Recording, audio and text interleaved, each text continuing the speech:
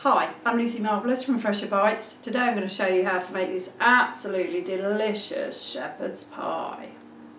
I'm going to start by preparing my onion. The onion has a rooty bit here, which is the bit that makes this cry, and a pointy tip, which I'm going to cut off. Good solid claw grip, saw through that, that gives us a flat end to stand it on. I like to have a pot to put all my bits and bobs in, so that can go in there. We're going to keep the root as intact as possible so it doesn't make us cry. A bridge hold, peel off the outer skin and any transparent membrane if there is any. Pop it in your rubbish pot. To prepare an onion, you can actually use the lines on the onion to help you. You want to leave the root intact, partly to hold it all together and partly so it doesn't make us cry. Tip of the knife in and push down.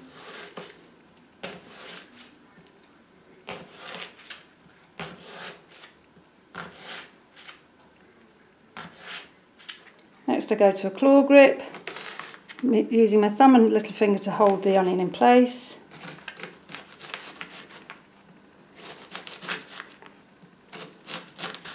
When I get to the end it starts moving around, back to a bridge hold.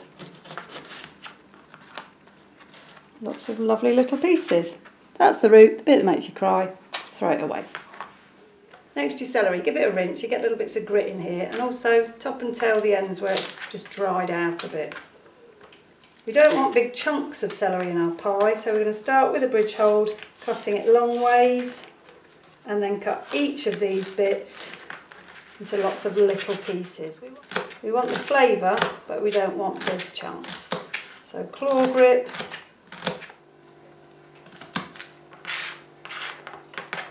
Next our carrot, top and tail. Bridge hold to cut it in half.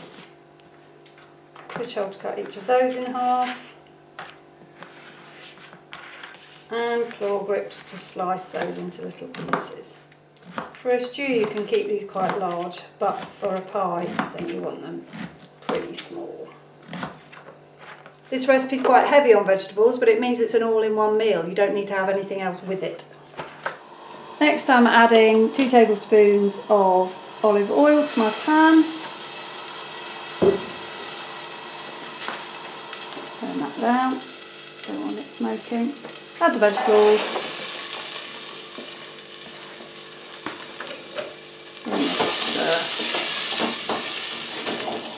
And we want those to cook at a medium heat. So not a roaring flame, not a tiny simmer, just a medium heat so they're sizzling. Give them a stir every now and then while you prepare the rest of your ingredients.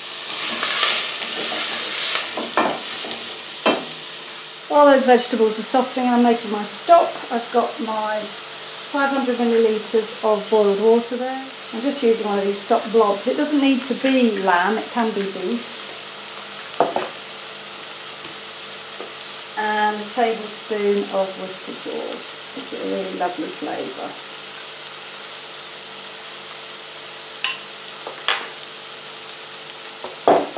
You can add a bit of seasoning into this as well. That makes sure the seasoning goes right through the whole dish.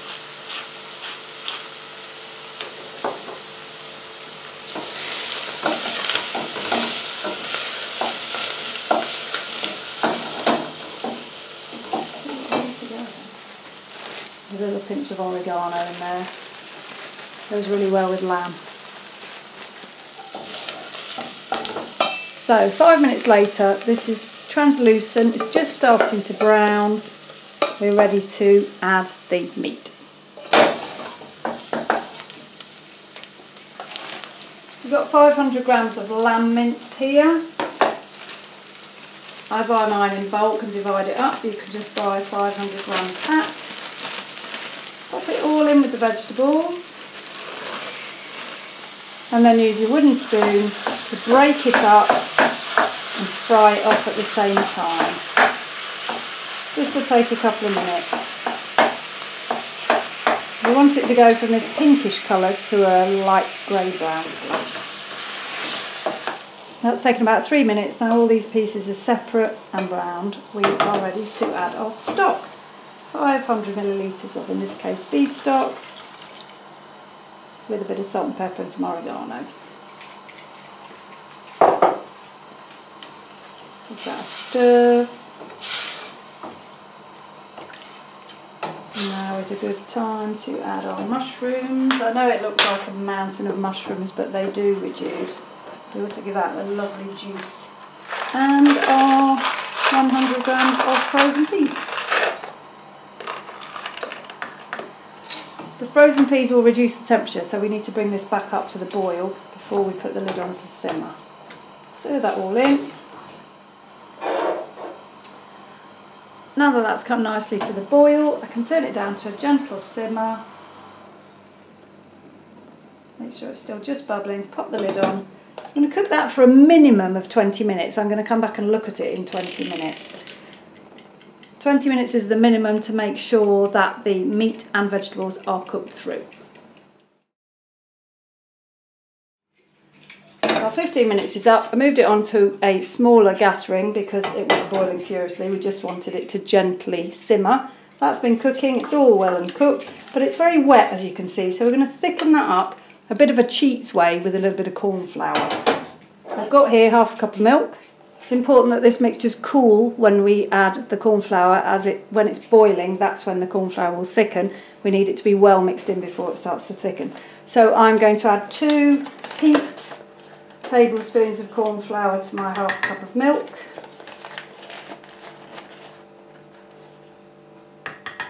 This is called slaking. Just going to make sure that's really nicely mixed together.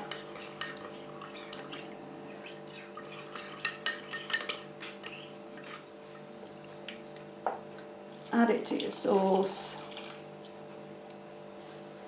And then bring that back to the boil.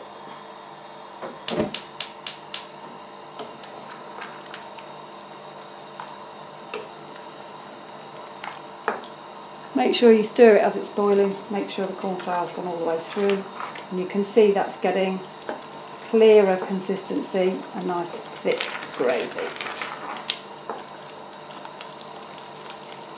Cook that for a good minute to cook out the floury flavour. Make sure you keep stirring it. Here are my 4 portions of mash, that's double the recipe in the book. 800 grams of potatoes that I've boiled and mashed up. This is going to make the topping for my shepherd's pie. I'm making my shepherd's pie in a family Pyrex dish. It's oven proof. I'm just going to pour the mixture into the dish.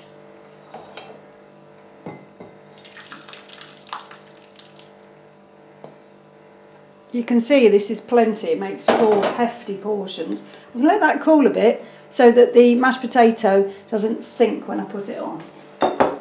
Got another small dish here. Make sure you leave room for the mashed potato on the top.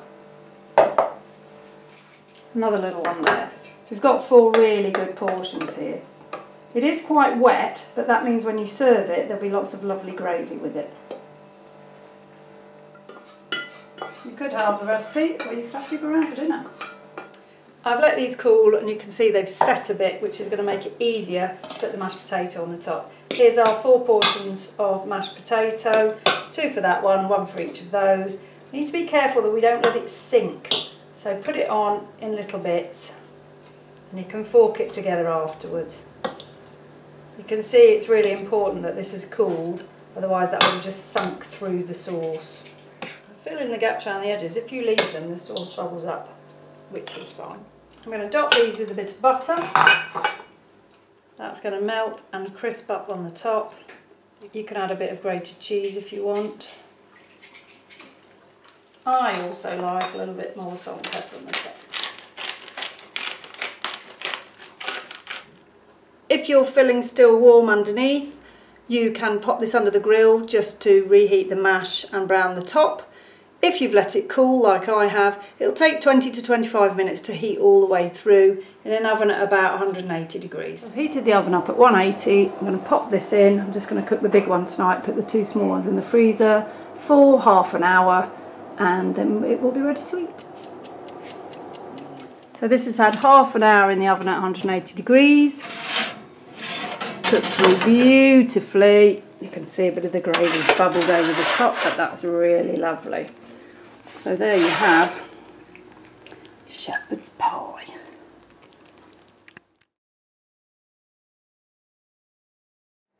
Once you've cooked something, please pop over to Facebook. Let me know how you've got on, maybe show me a photo of what you made, or if while you're cooking you've got any questions, pop over to Facebook, Fresher Bites, ask me a question. There's a very good chance I'll be online and I can answer your question, or there might be someone else in the group who can answer your question too. Happy cooking!